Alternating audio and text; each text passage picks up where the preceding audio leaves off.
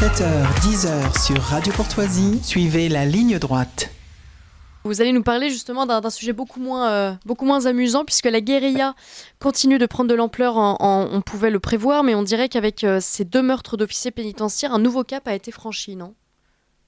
Oui, la dernière fois, rappelez-vous, j'avais fait une chronique pour expliquer comme à chaque fois que l'on vit un drame, on a cette différence entre le visage des victimes et le visage des meurtriers. Eh bien, je dois dire que cette fois encore, je ne me suis pas trompée. Arnaud Garcia et Fabrice Muello sont l'incarnation de ce qu'on aime et de ce qu'on chérit. Fabrice Muello avait 54 ans, une femme, 2 jumeaux, ses 2 fils qui ont fêté leurs 21 ans justement hier. Ils n'auront pas pu le célébrer avec leur père et il en sera désormais de même à chaque anniversaire. Arnaud Garcia, lui, avait la trentaine. Il y a 4 jours, il avait envoyé un SMS à son meilleur ami. Dans ce SMS, il lui expliquait qu'il était enfin heureux. Il avait enfin trouvé l'équilibre et la joie dans sa vie. Le reste ne serait que du bonus. L'anecdote a de quoi retourner un peu le bide, surtout quand on comprend pourquoi. Car Arnaud s'apprêtait à annoncer à tous ses proches la nouvelle. Sa femme était enceinte de 5 mois. Il allait être papa. Arnaud et Fabrice n'auraient jamais dû mourir. Ils s'étaient simplement levés pour partir au travail comme tous les jours de l'année. Ils connaissaient leur métier et pour eux, qui n'étaient pas impliqués dans les nombreuses décisions qui ont mené à leur mort, ce transfert de prisonniers n'était qu'un élément de routine, une application de procédure.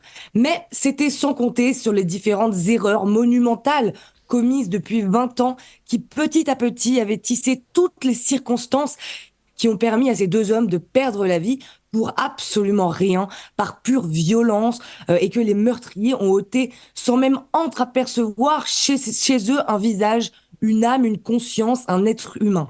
Commençons justement par l'autre visage de ce drame, un certain Mohamed Amra, que Libération a qualifié de visage poupin. Alors je vous laisse juger sur la petite vignette de cette vidéo, si vous trouvez que Mohamed Amra a le visage poupin, comme Libération. Il a 30 ans.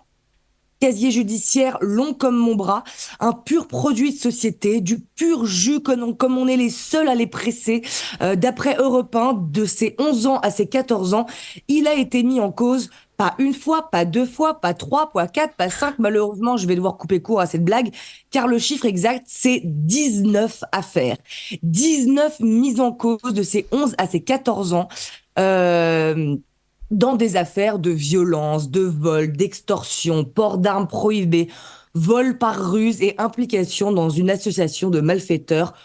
Toutes ces mises en cause avaient été classées sans suite. Voilà pourquoi je vous disais que c'est bien une chaîne de décisions de 20 ans qui a mené mardi au carnage d'hommes en uniforme. Car c'est bien évidemment cette impunité offerte à Mohamed dès son plus jeune âge qui le conduira tout droit à continuer et même à se dépasser dans sa vie de racaillot délinquante, endurci et devenir le boulet sociétal parasite qu'on connaît aujourd'hui. À 30 ans, Mohamed est multi-récidiviste. Son casier est aussi lourd que son empathie est inexistante. Il venait d'ailleurs d'être à nouveau condamné à 18 mois d'emprisonnement le 7 mai dernier par le tribunal d'Évreux pour un vol avec effraction. Mais il avait aussi été condamné en janvier 2022 à 3 ans d'emprisonnement pour un autre vol avec effraction et pour sa participation à une association de malfaiteurs en vue de commettre un crime qu'il purgeait déjà à la prison d'Évreux. Quoi d'autre ? En avril 2020, il avait été condamné à 3 mois d'emprisonnement pour rodéo motorisé. Bon, ça, j'ai envie de dire, qui ne l'a pas déjà fait ? Et puis alors, toute une autre jolie ribambelle de mise en examen croustillante, tentative d'extorsion avec arme, tentative d'assassinat et détention d'armes de catégorie B, meurtre en bande organisée aussi, enlèvement et séquestration d'otages et participation à une association de malfaiteurs en vue de la commission d'un crime. Bref, tout ce qu'on aime, tout ce qu'on est absolument ravi d'avoir en liberté ou dans ce cas, dans un énième transfert vers le tribunal à cause du fait qu'on l'a laissé sévir depuis tellement longtemps que Mohamed a encore des dizaines de procès auxquels assister. Alors, cerise sur le gâteau, la décision bête qui contribuera à mener les victimes à leur perte. contrairement à ce que le procureur avait tout de suite raconté dans un communiqué, eh bien Mohamed n'était pas répertorié comme un détenu sensible à particulièrement surveiller, ce qui faisait de lui un détenu de catégorie 3 au lieu du maximum qui est la catégorie 4 et qui aurait permis de mobiliser une escorte ultra sécurisée avec 2 véhicules chacun occupés par 4 agents d'équipe d'intervention équivalente au GIGN pour le gendarme, formés aux situations de crise, plus une équipe de 4 agents des pôles d'extraction judiciaire dans un autre véhicule, plus un renforcement de la police, et tout ce petit monde aurait été équipé d'armes de guerre comme des fusils d'assaut HK, autant dire le même type d'armes utilisées par les meurtriers lors de l'attaque. Eh bien, au lieu de ça, Mohamed a fait son petit voyage de gentil petit niveau 3, transporté dans un fourgon à la limite de la camionnette de chantier, avec 2 petites équipes de 3 agents, plus 2 agents munis d'une seule arme de poing, en l'occurrence un Glock 9 mm. Autant dire que face aux 4 énervés d'en face avec leurs mitraillettes, ils auraient pu brandir des pistolets à billes pour un résultat sensiblement similaire. Voilà donc pour l'accumulation de décisions qui ont conduit au drame, sans compter évidemment qu'on n'a pas encore le profil des 4 assaillants du transfert qui, eux aussi, sans trop de doute, auront un parcours de vie à faire pâlir Jacques Mérine et une suite de cadeaux de tolérance offerts par l'État, comme avec Mohamed. On n'aura rien fait pour les punir, rien fait pour les écarter de la société, rien fait pour nous protéger, encore moins pour protéger Fabrice et Arnaud qui y auront laissé leur vie. Et tout ça pourquoi ? Eh bien pour moins que rien, car évidemment tous ces malfrats seront repérés, retrouvés et capturés et peut-être même tués par la police. Ils n'ont à peu près aucune chance de s'en sortir, ce qui vient forcément renforcer notre dégoût et notre profonde interrogation quant au manque viscéral d'empathie de ces gens capables de tuer à vue des innocents sans idéologie, sans cause, sans interrogation aucune de ce qu'une vie humaine peut représenter. Le stade de l'animal a été franchi. La civilisation des Lumières est en face d'une horde de barbares à qui on répond par des tapes sur la joue et des stages de citoyenneté. Cela faisait 32 ans qu'une attaque de cette ampleur n'avait pas eu lieu. Et pourtant, on le sent, on le comprend aujourd'hui. La régression est achevée et le carnage ne fait que commencer. Tout s'accélère. Misère. Louis Rigaudière. Oui, non, c'est vrai que c'est une accumulation. Vous avez fait il n'y a pas longtemps une chronique sur le meurtre terrible de Matisse. Encore une fois, là, ça continue, ça ne s'arrête jamais. On a vraiment, et puis là encore, depuis 2 jours, c'est quand même une accumulation assez inquiétante. On a un Carville avec ce meurtre absolument, ce double meurtre absolument terrible. La Nouvelle-Calédonie qui s'embrase. Il y a eu un meurtre encore dans le 20e arrondissement de Paris. Enfin voilà, c'est vraiment des choses qui sont assez inquiétantes. Oui, on a perdu un gendarme. Exactement, la mort du gendarme. Le 13e, là, ils ne sont pas décédés, mais enfin... Le commissariat du 13e, on a aussi... Les policiers renversés dans le Haut-Rhin. Oui, voilà. Et on a la mutinerie en prison en Nouvelle-Calédonie avec prise d'otages des pénitentiaires. On a vraiment cette impression d'accélération de la guérilla dans notre tête. Oui, c'est ça. Et c'est le sujet de l'hyperviolence qui revient sur le devant de la scène un petit peu. Donc Macron va devoir gérer ça, même si on sait que voilà, c'est quand même une succession d'échecs pour lui, évidemment, puisqu'il est à la tête du pouvoir, donc forcément il en est un petit peu au moins responsable. Et donc ça, voilà, on va voir un petit peu s'il va en profiter pour essayer de gérer la situation en vue des européennes. Mais bon, ça c'est autre chose. Mais après, voilà, moi je regardais la vidéo qui a beaucoup circulé de l'assassinat, de l'attaque, et c'est vraiment terrible. En fait, ils n'ont eu aucune chance. C'est vraiment, ils arrivent beau, parce que la formation est très dure. Quand on transporte des prisonniers, souvent de catégorie 3 et 4, il y a une formation extrêmement stricte pour les agents. Et forcément, là, il y avait, peu importe la formation, il n'y avait aucune chance, tout simplement. De fait, quand on voit la délégation, on dirait une délégation Playmobil, quoi. Ils avaient 2 pauvres voitures. Oui, mais c'est au niveau des équipements que ça pêche. C'est même pas des voitures blindées, donc bon. Non, c'est pas des équipements blindés. Et ceci dit, j'entendais un syndicat hier qui s'interrogeait sur c'est vrai que si ils avaient eu un équipement, un camion blindé, ils n'y seraient pas allés à la K47 mais au bazooka, quoi. Donc de toute façon les malfrats s'adaptent en fonction de ce qu'ils ont en face. Ils savent le faire. Ils ne l'auraient pas fait aussi. Ils ne l'auraient peut-être pas fait. Après voilà, avec ça amène une question quand même. En fait, on a du mal à faire la distinction maintenant entre la délinquance et la criminalité. tout prend des proportions énormes. Et là, par exemple, vous disiez effectivement que Mohamed machin là avait été Abra. placé, merci, catégorie 3, ce qui veut dire qu'il y a beaucoup moins de sécurité, que c'est complètement inadapté, adapté en tout cas à la catégorie dans laquelle il a été inscrit. Totalement inadapté. C'est un pont du narcotrafic qui a énormément de Mais relations. qui qui a juge de enchaîné les ça? crimes et les- C'est quoi? Ce sont des magistrats? C'est la justice qui estime qu'il n'est que de catégorie 3? Alors, je sais pas si c'est les officiers judiciaires ou si c'est le magistrat qui décide de la catégorisation Mm. du détenu. C'est Mais intéressant de savoir ça. Quoi qu'il en soit, c'était tellement évident aux yeux du procureur que ce type de profil de détenu était de la catégorie 4 qu'il l'a annoncé à Ouais. tort et qu'il s'est rétracté derrière. Donc oui, il y a lui, clairement eu au moins un vice de procédure en plus de toutes les autres erreurs commises depuis 20 ans. Ah oui, mais Ouais. il me semble que c'est parce qu'il avait déjà tenté de s'évader qu'il avait été Oui, classé en Mais catégorie quelques 3. jours avant, il avait sorti oui, ses il avait barreaux. Il avait oui, tenté c'est de ça. scier ses barreaux et non. forcément, voilà, il avait été placé à Se l'isolement mettre dans ensuite. Lucky Luke. Et d'ailleurs, en parlant de la vidéo de l'attaque, Gérald Darmanin va saisir la justice pour essayer de comprendre pourquoi cette vidéo a Super. fuité sur les réseaux sociaux. Voilà, bon, Mais voilà, c'est la priorité. on est dans le Ça schéma paraît très habituel. urgent. C'est génial. quand même intéressant, mais c'est vrai que cette attaque, elle est quand même intéressante, en tout cas pour son avocat, qui suppose que c'est possiblement un enlèvement de cette personne. C'est Ah en oui, tout j'ai cas vu son. ça, oui. En Oui, voilà, effet. c'est son argumentaire. Bon, c'est l'argument de la défense, hein, c'est un avocat, donc forcément il défend son client. Mais c'est vrai que ça peut être aussi une hypothèse que cette personne ait été enlevée par d'autres malfrats encore pires que lui.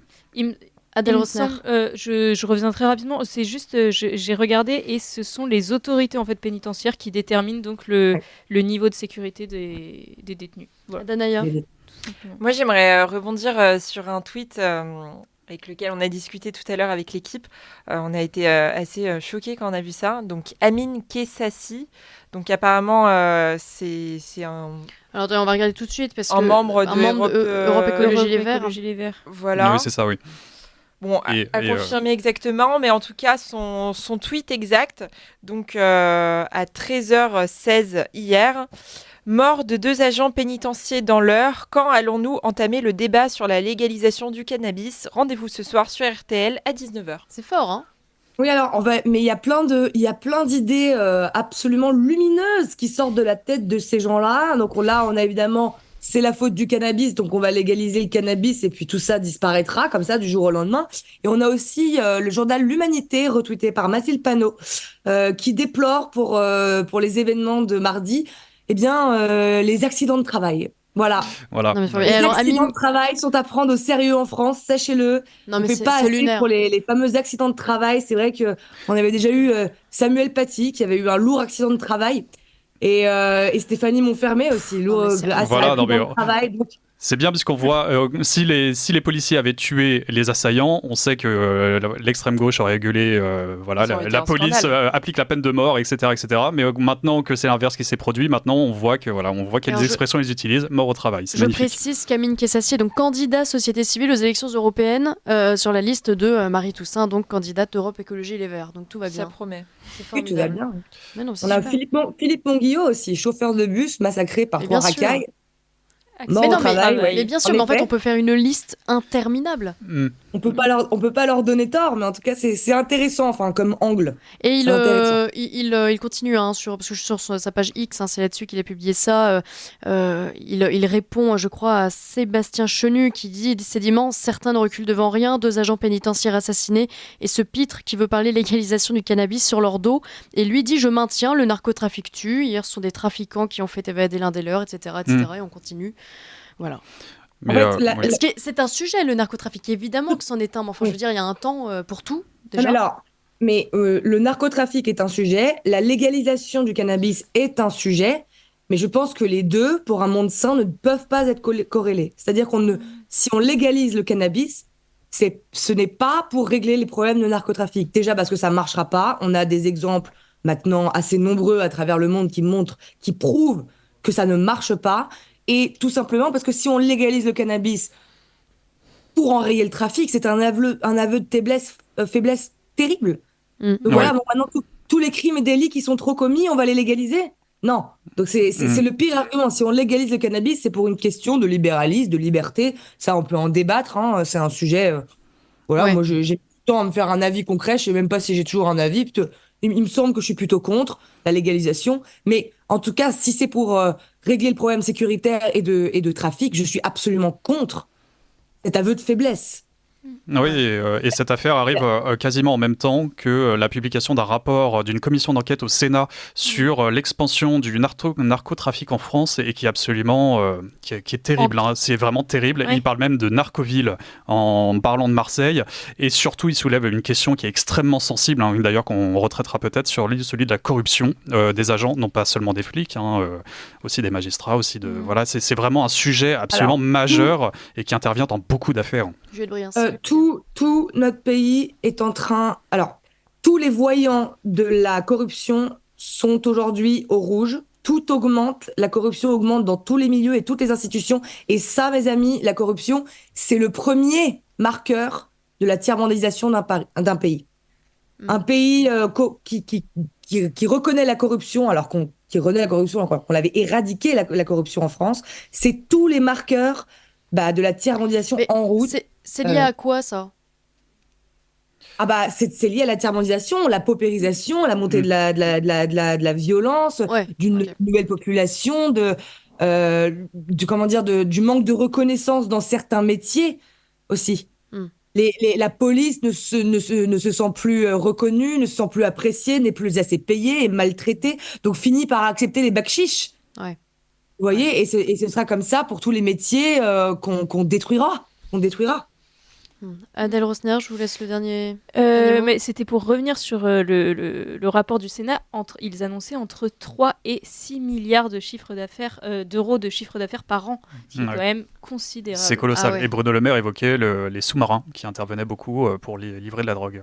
Les sous-marins. Ils en sont là, oui. Ah oui. Non, mais je vous invite à écouter l'intervention de Bruno Le Maire. C'est une des rares fois où on le voit parler assez naturellement et balancer comme ça des informations absolument dingues et sans filtre. C'est quand même intéressant. Notre pays deviendra un pays de narcotrafic, un narco-pays comme le Mexique. Et ce qu'on a vu hier, ça ressemble à quoi à part le Mexique ? C'est tout à fait ça, c'est tout à fait ce qui se passe au Mexique. C'est vers là qu'on se dirige. Je pense que, sincèrement, les pouvoirs politiques n'ont aucune volonté d'enrayer le narcotrafic parce qu'on en est déjà arrivé à un tel niveau de violence que pour régler le narcotrafic, mais il faudrait sortir les blindés et il y aurait des morts. Ce serait sanglant de régler le narcotrafic en France. La vérité, c'est qu'ils ne le font pas puisque pour l'instant, ça tient les cités en place. Ils n'ont même pas commencé le début d'un commencement. Il n'y a pas eu un début de commencement pour régler le narcotrafic dans ce pays. Parce que ce sera sanglant, il y aura des morts des deux côtés. On en reparlera, Juliette Briens, ça nécessite vraiment une véritable émission. Merci en tout cas d'avoir consacré votre chronique à ces deux agents pénitentiaires, puis de façon générale en fait à tout ce qui se passe actuellement. Merci Louis Rigaudière, Danaïa, Adèle Rosner, Arnaud. Voilà, c'est la fin de cette demi-heure.